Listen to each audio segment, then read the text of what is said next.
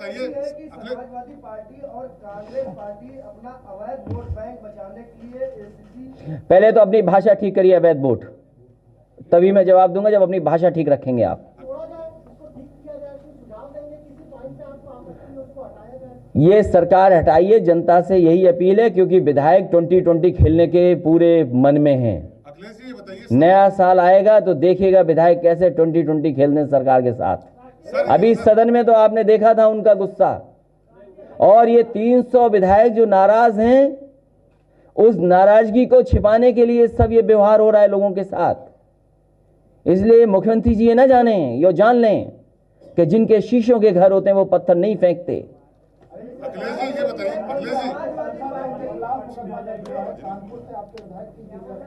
आप उन विधायक का वीडियो हर जगह है, अवेलेबल है, आप पूरा देख लीजिए शासन प्रशासन क्या कर रहा था। सर ये बताइए, अमिताभ वाजपेयी केवल वहां लोगों को समझा रहे थे। सर ये बताइए कि समाजवादी पार्टी और कांग्रेस पार्टी अपना अवैध वोट बैंक बचाने के लिए एसीसी। पहले तो अपनी भाषा ठीक करिए, अवैध वोट, तभी मैं जवाब दूंगा जब अपनी भाषा ठीक रखेंगे आप। अखिलेश जी अच्छा ये बताइए, सीएबी और एनआरसी में कौन से पॉइंट्स ऐसे हैं जिसमें समाजवादी पार्टी को जो दंगा करने वाले लोग हैं वो सरकार में बैठे हैं। सर किन पॉइंट्स पे आपत्ति है इन दोनों में, सीएबी और एनआरसी में? संविधान से छेड़खानी नहीं हो, यही सबसे बड़ी आपत्ति है। क्या आप चाहते हैं कि प्रेमबल में दोबारा यहां स्क्रीन पे ला दूं, जिससे आप भी पढ़ लें, आप भी देश को बता दें? आपने ट्वीट किया कि मुख्यमंत्री कहते हैं कि वो जनता से बदला लेंगे, कुछ पता नहीं चल रहा, घर वाले परेशान, कोई जवाब देने वाला नहीं है। बहुत सारी सूचनाएं ऐसी मिली हैं जहां लोगों का नहीं पता लग रहा है, और जो इन लोगों की जान भी गई वो गरीब लोग हैं। लखनऊ का जो जान गई जिसकी, वो केवल अपने लिए दवाई और खाने का इंतजाम कर रहा था, उसे कहीं ये लगा कि कहीं कर्फ्यू ना लग जाए। क्या वो दोषी था उसमें? इसलिए मैं कह रहा हूं कि ये लोकतंत्र पर भरोसा करने वाली सरकार नहीं है। अभी तो प्रेस के एक ही दो लोगों के साथ हुआ अपमान का व्यवहार। मैं जानता हूं आप में से बहुत सारे लोग हैं जो सरकार को हटाना चाहते हैं, आप में से बहुत सारे लोग हैं जो लोकतंत्र को बचाना चाहते हैं। समय आने पर आपका भी गुस्सा दिखाई देगा, मुझे जानता हूं इस बात को। अनेक विधायक नाराज हैं, उनमें कुछ आपके भी टच में है जो नाराज? लेकिन मुझे जानकारी सदन से मिली है कि विधायकों ने नए वर्ष पे मन बनाया है 2020 खेलने का, और इसीलिए सरकार ध्यान हटाना चाहती है। आपने सदन में देखा था कि नाराज कितने बैठे थे? हम तो समर्थन देने वालों में से हैं। सर पूरे जो इफेक्टेड एरिया थे वहां से बहुत से लोगों के परिवार से पूरे लोग उठा लिए गए हैं, महिलाएं और बुजुर्ग भी उठाए गए हैं। देखिए, मुझे आपसे अपील है कि आप लोग भी संविधान और देश बचाइए। आपका योगदान हमेशा रहा है, आगे भी रहे।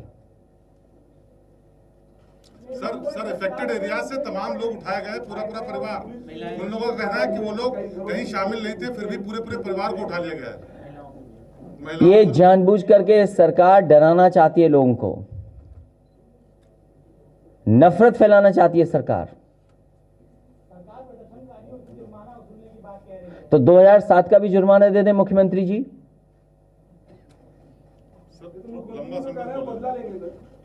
नहीं, जो गोरखपुर में दंगे हुए थे उसका जुर्माना कौन देगा? अगर शुरुआत हो तो सरकार अपनी शुरुआत करे वहां से। आप अपील करें क्या कि शांति बनाए? अब जो मैं फिर एक बार अपील करता हूं कि जो बात कहनी है बहुत शांतिपूर्ण ढंग से, जो हमारे लोकतंत्र को मजबूत करे, समाज के ताने बाने को मजबूत करे, उसी तरह की बात रखी जाए, उसी तरीके के धरने हों।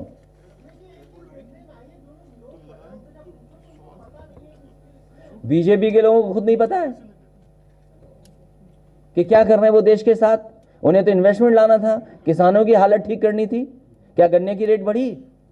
क्या धान की कीमत मिली? क्या आलू की कीमत दे पाई सरकार? क्या नौकरी रोजगार दे पाई? अरे लोक भवन तो बनाया था समाजवादियों ने था, प्रतिमा लग रही है वो। प्रतिमा लग रही है, बताइए किसके बनाए पे प्रतिमा लगा रहे हैं? अरे कम से कम उनके गांव में जहां वो पैदा हुए थे वहां एक बना देते थे, ऑक्सफोर्ड जैसी यूनिवर्सिटी, कैम्ब्रिज जैसी यूनिवर्सिटी बनाते हैं वहां। क्या बटेश्वर की तरफ नहीं देखेगी सरकार? और वो सरकार जो अंत्येष्टि जो हुआ था विसर्जन, जिसके पैसे नहीं कर पाई थी, सोचिए वो सम्मान करेगी सरकार? क्योंकि धोखा दे रहे हैं सब मिलकर के जनता को, और उसमें शामिल दिल्ली वाले भी हो रहे हैं। अब तो काम अपना नहीं है उनका, क्या लोक भवन उनका है? जिस हॉल में कभी कभी आप बैठते हैं, क्या वो कुर्सी वो लेकर आए थे? भूल जाइए, मैंने तस्वीर देखी है लोक भवन में जिस इन्वेस्टमेंट की बात हो रही थी, वो सोफे भी समाजवादी सरकार के समय लाए गए थे, उसी में इन्वेस्टर वो बैठे थे लोक भवन में।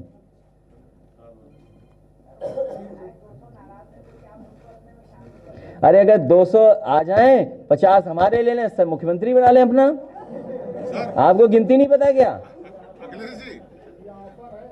ऑफर नहीं, ये बम्पर ऑफर है नए साल पे 2020 का। ये बताइए जो 200 बैठे थे किसके सपोर्ट में बैठे थे, कौन है उनके अंदर, ऐसा आपको लगता है? जब ऐसा सरप्राइज मिला उत्तर प्रदेश को, फिर सरप्राइज मिल जाएगा क्या? आपको पता था जो मुख्यमंत्री हैं वो बन जाएंगे क्या? अब कौन कर रहा है? जब आपको पहले सरप्राइज मिला, फिर सरप्राइज मिल जाएगा भाई। ये सितारे तारे और नक्षत्र तो यही कहते हैं। सर, एनडीए के कई घटक दल भी अब विरोध में आ गए हैं इनके, क्या आपको लगता है उनको बिना विश्वास में लिए और एक डिक्टेटरशिप की तरफ अपना? हम उनसे सावधान रहेंगे।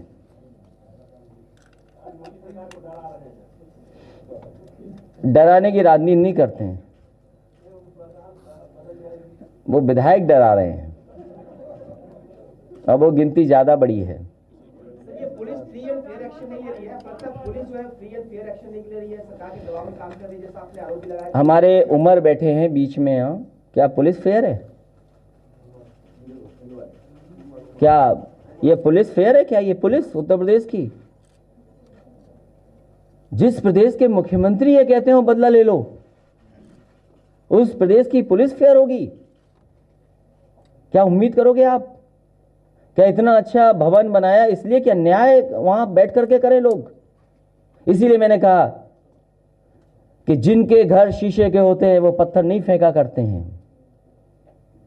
अगर वो हिसाब किताब दूसरों से मांग रहे हैं तो लोकतंत्र में तो सरकारें आती हैं और जाती हैं।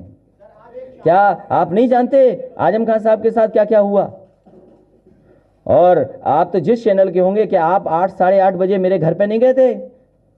बताइए, नहीं गए थे क्या आप? तो जब 8 बजे तुम जग सकते हो सरकार के जगाने से, तो कभी 7 बजे भी जगोगे आप लोग। सर, प्रदर्शन वाले दिन से ज्यादा आज इंतजाम किए गए सुरक्षा के, क्या सरकार विरोधियों से डरी हुई है क्या? 23 तारीख का हमारा कार्यक्रम था बिजनौर का,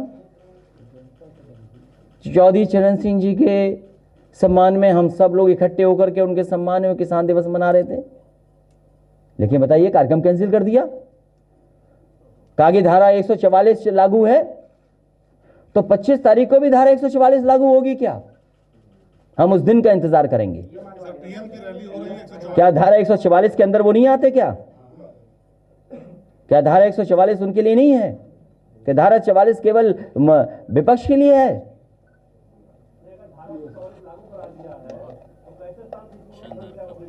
क्या चीज?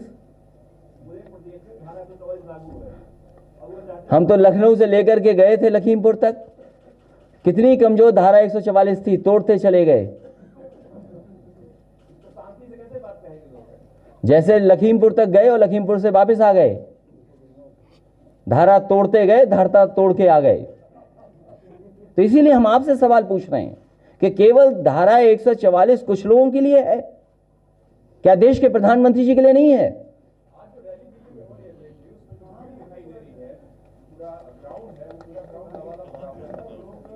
आजकल ग्राउंड क्या हम भर दें? बताइए, हमारा हॉल लबालब भरा हुआ है। ये क्या बात हुई? हॉल भरा हुआ है हमारा लबालब।